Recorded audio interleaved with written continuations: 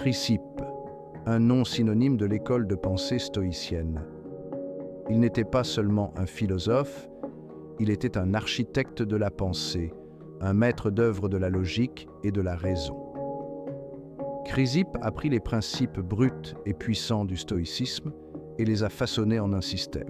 Ce système, élégant et robuste, allait influencer les penseurs pendant des siècles. Pour saisir vraiment la grandeur du stoïcisme, il faut comprendre Chrysippe. Il est la clé de voûte qui maintient l'arc de la philosophie stoïcienne. Sans lui, l'école stoïcienne ne serait que l'ombre d'elle-même. Ses contributions ont été les piliers fondateurs sur lesquels l'édifice stoïcien a été érigé.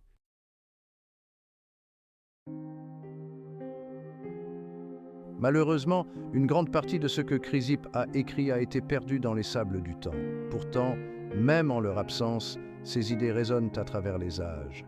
Sénèque, Épictète, Marc Aurèle, ces géants du stoïcisme, se sont tous inspirés de Chrysippe. Ils ont construit sur ses fondations, développant et affinant ses idées pour les nouvelles générations. À travers leurs écrits, le génie de Chrysippe continue de vivre. L'importance qu'il accordait à la logique et à la raison est aussi pertinente aujourd'hui qu'elle l'était dans la Grèce antique. Dans un monde souvent caractérisé par le chaos et l'incertitude, Chrysippe nous offre une lueur d'espoir. Si vous avez apprécié cette vidéo, n'oubliez pas de vous abonner, de liker et de partager pour plus de contenu inspirant sur la philosophie stoïcienne.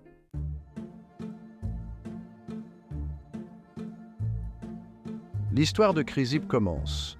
Enveloppé dans les brumes du temps. Il est né à Soli, une ville côtière de Cilicie, vers 269 avant J.C. Chrysippe n'est pas né dans un milieu privilégié.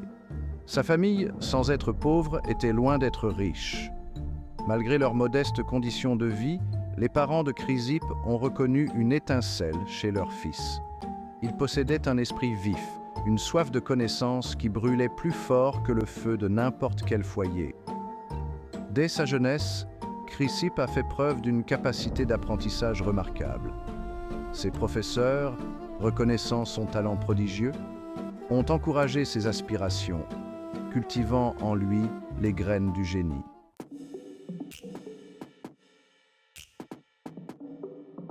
À mesure que Chrysippe mûrissait, il devenait évident que sa ville natale ne pouvait plus contenir son intelligence florissante. Cet endroit était Athènes, le centre intellectuel du monde antique. Athènes, au IIIe siècle avant J.C., était une ville où les idées fusaient. Des philosophes, des poètes et des érudits de tous les coins du monde grec affluaient dans ces rues animées. C'est au milieu de ce paysage intellectuel dynamique que Chrysippe arriva, désireux de faire ses preuves. Il acquit rapidement une réputation pour son esprit vif, son intelligence redoutable et son dévouement indéfectible à la recherche de la vérité. Mais si Chrysippe était sans aucun doute brillant, il n'avait que peu de patience pour les dilettantes intellectuels.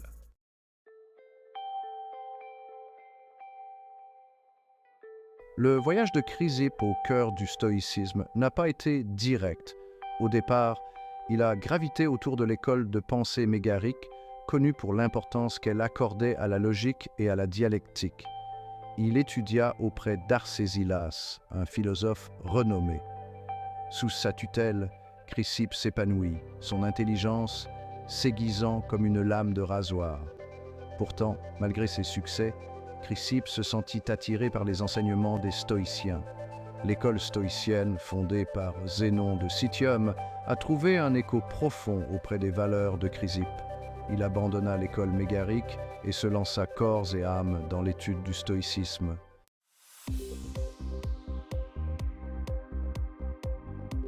Pour Chrysippe, la logique n'était pas un simple exercice académique. C'était la clé pour percer les secrets de l'univers et mener une vie de sagesse et de tranquillité. Il considérait la logique comme le fondement sur lequel reposaient toutes les autres connaissances. Sans elle, nos croyances étaient comme des châteaux de sable, susceptibles de s'effondrer au moindre tremblement de doute. Chrysippe soutenait que la logique nous fournissait les outils nécessaires pour distinguer le vrai du faux. Dans un monde inondé d'affirmations contradictoires, la logique offrait une lueur de clarté. Il pensait qu'en formant notre esprit à l'art de la logique, nous pouvions aiguiser notre capacité à raisonner correctement.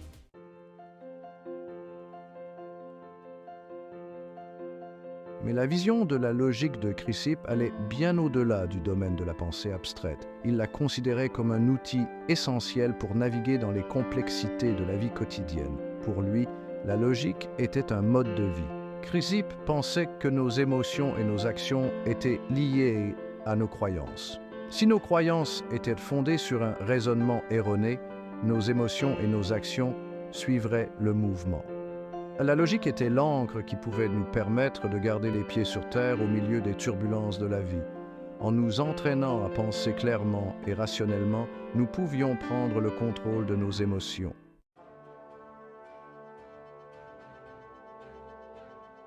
Si Chrysippe est célébré pour ses contributions à la logique, son travail sur l'éthique est tout aussi profond. Il a cherché à comprendre la nature de nos émotions et leur impact sur notre bien-être. Au cœur du système éthique de Chrysippe se trouvait une idée radicale. Nos émotions étaient le produit de nos jugements. Nous étions des participants actifs de notre propre vie émotionnelle, façonnant nos sentiments par nos croyances. Cette idée suggérait que nous n'étions pas des victimes impuissantes de nos passions. Nous étions les architectes de notre propre bien-être émotionnel.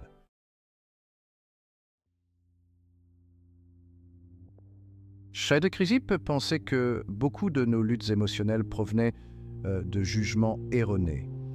Il s'agissait de croyances erronées sur le monde, sur nous-mêmes et sur les autres, qui conduisaient à des émotions négatives. Par exemple, nous pouvons nous mettre en colère lorsque quelqu'un nous insulte parce que nous pensons que notre valeur dépend de l'opinion des autres. Ces jugements erronés déforment notre perception de la réalité. La clé pour surmonter ces émotions réside dans l'identification et la remise en question des jugements erronés qui les sous-tendent. Ce processus était essentiel pour atteindre l'apathie, un état de tranquillité émotionnelle.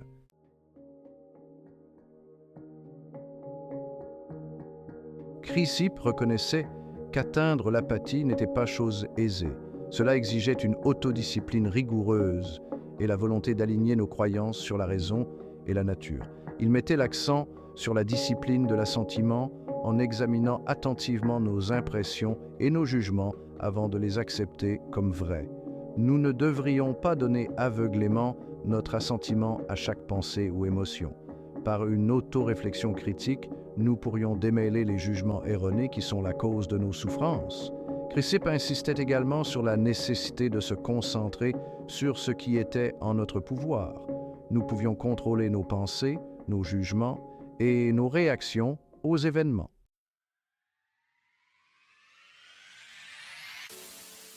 En maîtrisant notre monde intérieur et en cultivant la vertu, nous pouvions trouver la vraie liberté et le bonheur. Cet accent mis sur la maîtrise de soi et la poursuite de la vertu constituait le fondement du système éthique de Chrysippe. Il pensait que la vertu était le seul bien, la seule vraie voie vers une vie épanouie.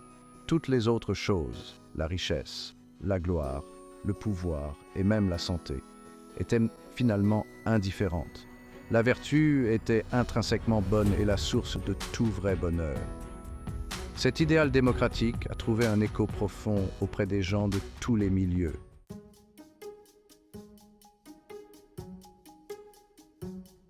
Chrysippe a hérité d'un riche héritage philosophique, mais c'était un héritage fragmentaire. Zénon de Citium avait jeté les bases et Cléante avait développé les doctrines stoïciennes. Pourtant, le stoïcisme à l'époque de Chrysippe était comme une tapisserie à laquelle il manquait un dessin unificateur. Chrysippe a vu le potentiel d'une grande synthèse. Il a reconnu l'interdépendance des trois disciplines fondamentales du stoïcisme, la logique, la physique et l'éthique. En vivant en accord avec le logos, nous pouvions atteindre le vrai bonheur et l'épanouissement. Telle était l'essence du stoïcisme, tel que le concevait Chrysippe. une philosophie qui embrassait à la fois le rationnel et l'éthique.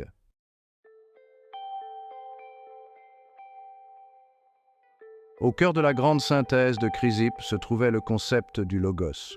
Il ne s'agissait pas d'une simple abstraction philosophique, mais de l'essence même de la réalité, le feu divin qui animait le cosmos. Le logos était la raison, l'intelligence, le principe directeur qui donnait ordre et but à l'univers. Chrysippe croyait que le logos imprégnait toute chose, du plus petit grain de sable à l'étoile la plus lointaine. C'était la force vitale qui animait les cycles de la nature, la main invisible qui guidait le cours de l'histoire. Pour Chrysippe, comprendre le logos, c'était percer les secrets de l'existence, entrevoir l'esprit de Dieu. Il voyait le logos comme une force active et créatrice, façonnant et remodelant constamment l'univers. Ce n'était pas une divinité distante et non impliquée, mais plutôt une présence immanente, intimement liée à chaque aspect de la création. Cette conception d'un univers rationnel et déterminé, gouverné par un logos bienveillant, procurait un sentiment de réconfort et de sens dans un monde souvent caractérisé par le chaos et l'incertitude. En outre, la compréhension du logos par Chrysippe avait des implications profondes pour l'éthique humaine. Si l'univers était réellement gouverné par la raison, il s'ensuivait que les humains, en tant qu'êtres rationnels, avaient le devoir de vivre en accord avec cette raison. Vivre vertueusement, c'était vivre en harmonie avec le logos. Aligner notre volonté sur la volonté divine, c'était la voie de la vraie liberté, du bonheur et de l'épanouissement.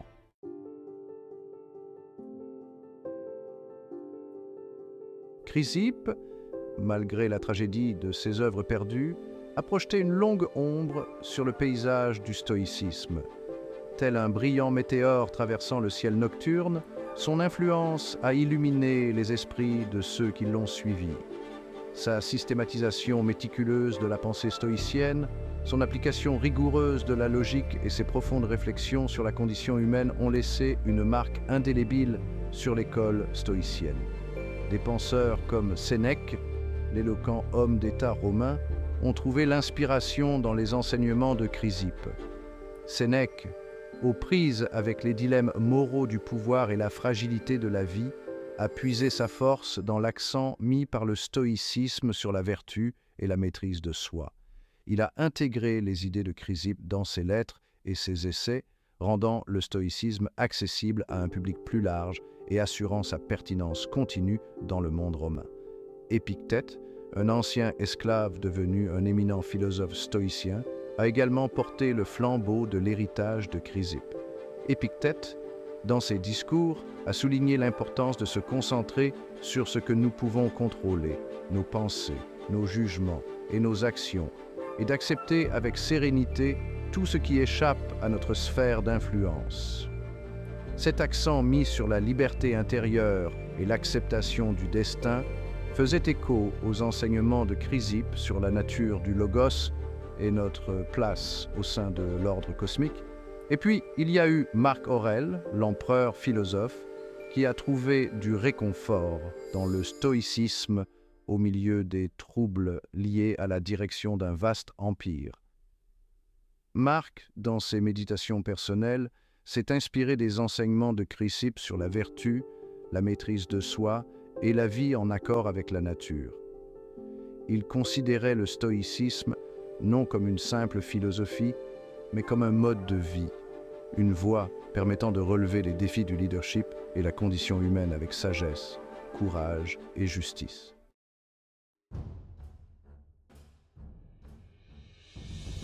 Chrysippe est peut-être un nom moins familier aux observateurs occasionnels de la philosophie, mais son impact sur le stoïcisme et par extension sur la pensée occidentale est indéniable. Il a fourni l'échafaudage sur lequel le stoïcisme est devenu une philosophie de vie globale. Ses travaux sur la logique, l'éthique et la physique, bien que souvent connus par le biais de fragments et des écrits d'autres auteurs, révèlent un esprit désireux de comprendre l'univers et la place que nous y occupons. L'héritage de Chrysippe est un appel à l'action. Il nous invite à nous livrer à un examen de conscience rigoureux, à remettre en question nos idées préconçues et à cultiver la vertu comme principe directeur de notre vie. Dans un monde souvent obsédé par la validation extérieure et les aspirations matérielles, ces enseignements offrent une alternative rafraîchissante. La recherche de la sagesse, de la paix intérieure et d'une vie vécue en harmonie avec le Logos. Son histoire nous rappelle que la vraie grandeur ne réside pas dans la gloire ou la fortune, mais dans l'impact durable de nos idées et des vies que nous touchons à travers elles. Alors que nous naviguons dans les complexités du monde moderne, puissions-nous tous trouver l'inspiration dans l'engagement indéfectible de Chrysippe envers la raison, la vertu et la poursuite d'une vie digne de nos plus hautes aspirations. Si vous avez apprécié cette vidéo, n'oubliez pas de vous abonner, de liker et de partager. Merci de votre soutien.